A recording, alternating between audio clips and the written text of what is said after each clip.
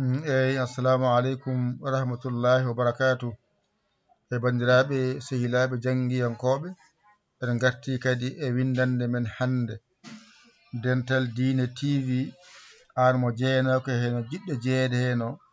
jahata ko YouTube binda Dental Dina TV jiyangal windande men 19 nde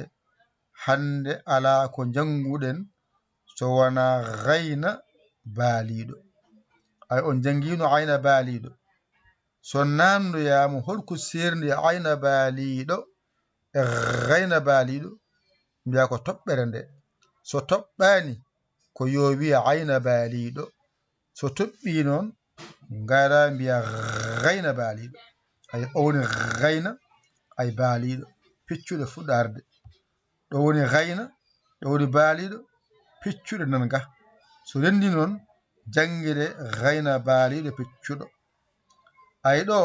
wonno ko ayna baaliɗo joni noon ko toɓɓere nde wiyete gayna waɗa mbiya gayna mbiya baaliɗo ayde renda noon innere gayna baaliɗo ɗo wonno ko ayna dariɗo ɗo toɓɓere nde woni gayna waɗa mbiya gayna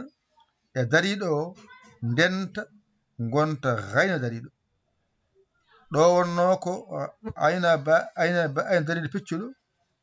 ɗo wiyete ko gayna ndenina mbiya gayna dariɗo piccuɗo nanga wadde ko gayna o e dariɗo o e piccuɗo o ndennita lawol gotol mbiya gayna dariɗo piccuɗo gayna dariɗo piccuɗo ayde gayna nani dariɗo nani piccuɗo nanga less ga wadde renda wonta gayna dariɗo piccuɗo ɗo ko ayna baali wonno toɓɓere nde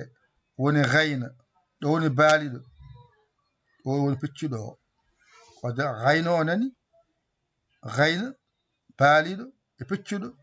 renta wonto gootum innere gayna baaliɗo piccuɗo kasi hande noon ko toɓɓe ɗe naati hen wayli ayna baaliɗo o ayna dariɗo o wadde no mbiyeten ɗo gayna baaliɗo piccuɗo so adima e bindol yo wani gayna baaliɗo ɗo ko gayna dariɗo ɗo ko gayna dariɗo piccuɗo ɗo ko gayna baaliɗo piccuɗo ɗum ɗo ko gayna baaliɗo tan mbiya piccuɗo so adima e bindol yo windire ni hakkude bindol ko yo windire ni ay sara bindol ko yo windire ni so serdima alama wonde yo windire ni kono yaltani ɗo tan woni jangde nde ɗo woni gayna baaliɗo piccuɗo so wayni mbiya gayna baaliɗo so wayni mbiya gayna dariɗo so wayni mbiya gayna dariɗo piccuɗo so wayni mbiya gayna baaliɗo piccuɗo wadde gayna dariɗo wonani wayata ɗo ko gayna baaliɗo mbiyataɓe piccuɗo ɗo ko gayna baaliɗo tan ɓolo ficcani ɗo ko gayna dariɗo ficcani ɗo ko gayna dariɗo ene ficci ɗo ko gayna baaliɗo ene ficci a faami de picce ɗe so waɗi ficca ɗum ɗo picce ɗe saare piccuɗe en saare piccuɗe en ayni piccuɗo o woni ɗum ɗo ɗum waɗɗo ko gayna baaliɗo piccuɗo ɗo ko gayna dariɗo ɗo gayna baaliɗo gayna dariɗo gayna dariɗo piccuɗo ɗo ko gayna baaliɗo piccuɗo joni noon mbatta ko g e h renda wona g e h to pular to ni windirte g walla o e go e h soɗa bindiya astahfirullah e pular ɗum ɗo mbawata jangude ɗum wadde ɗo ko gayna baaliɗo piccuɗo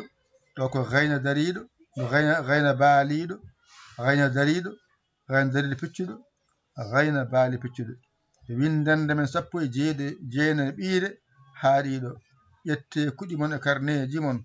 mbañi to jangon ɗigga ko musidɗo mon guiɗo mon saabu Allah Yaya Ly ko Sénégal alhamdulillahi rabbil alamina on jarama wassalam